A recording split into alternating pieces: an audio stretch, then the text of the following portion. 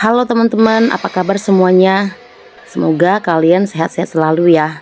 Kali ini aku mau bercerita sedikit tentang pengalamanku selama menggunakan KB IUD, atau mungkin kita lebih familiar dengan sebutan KB spiral.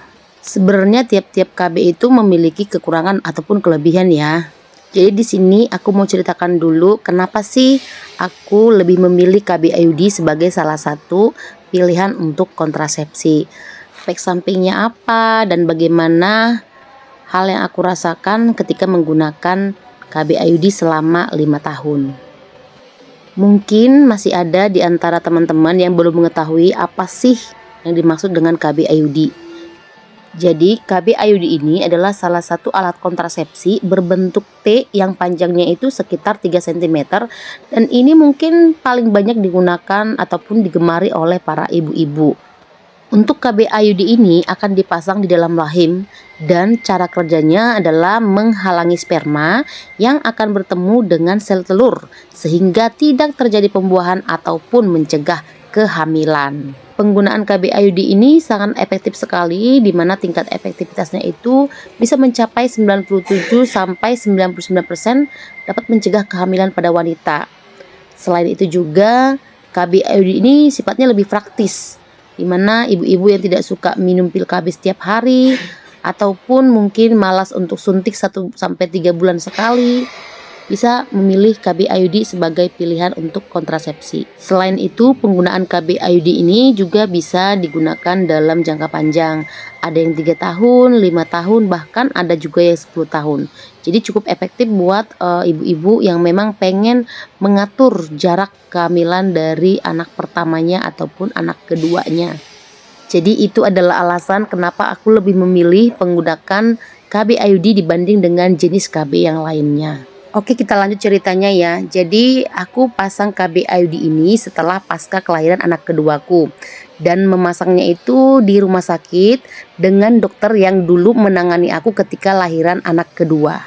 Pada saat konsultasi dengan dokter menyarankan supaya nanti pemasangan KB IUD-nya itu dilakukan ketika kita sedang haid, dimana pada saat haid mulut rahim akan terbuka sehingga pemasangan KB IUD ini akan lebih mudah dan tidak terlalu sakit. Nah, ketika hari H pada saat pemasangan KB IUD ini, dokter menyarankan supaya kita lebih rileks.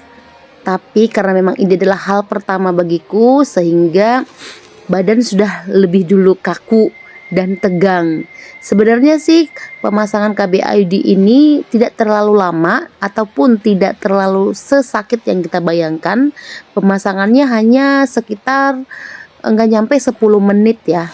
Jadi apa yang kita pikirkan ketika di rumah sebelum pemasangan itu tidak terjadi sama sekali. Yang penting adalah kita harus rileks. Mungkin yang aku rasakan ketika pemasangan KB IUD adalah selain agak tegang ataupun kaku, mungkin ada rasa risih ataupun agak malu ya, dimana dokternya kan matanya tertuju kepada alat kemaluan kita. Untuk efek samping yang aku rasakan pasca penggunaan KB IUD ini di awal-awal bulan pertama, kedua, dan ketiga ya, itu ketika kita lagi haid, volume darah kita itu lebih meningkat dibandingkan dengan sebelum kita menggunakan KB IUD. Jadi kalau sebelum penggunaan KB IUD, aku itu bisa tukar pembalut sebanyak 3 kali dalam sehari. Nah, setelah menggunakan KB IUD, aku bisa ganti pembalut itu bisa 4-5 kali dalam sehari. Untuk masa haidnya sendiri biasanya itu aku 4 hari sampai 5 hari sudah bersih ya. Namun ketika menggunakan IUD ini di bulan-bulan pertama sampai ketiga itu aku haidnya itu bisa sampai seminggu lebih dengan volume darah yang lumayan banyak. Tapi belakangan sih karena sudah adaptasi mungkin ya dan sudah terbiasa, jadi udah kembali normal. Biasanya paling 4-5 hari aku itu haidnya sudah kelar. Berhubung karena durasi ceritanya agak panjang, jadi sengaja aku bikin 2 part. Yang mana part pertama ini tadi menceritakan tentang kenapa sih aku pilih KB IUD sebagai alat kontrasepsi, dan pada saat pemasangan itu apa yang aku rasakan. Nah, nanti untuk proses pelepasannya kita akan bikin di part selanjutnya.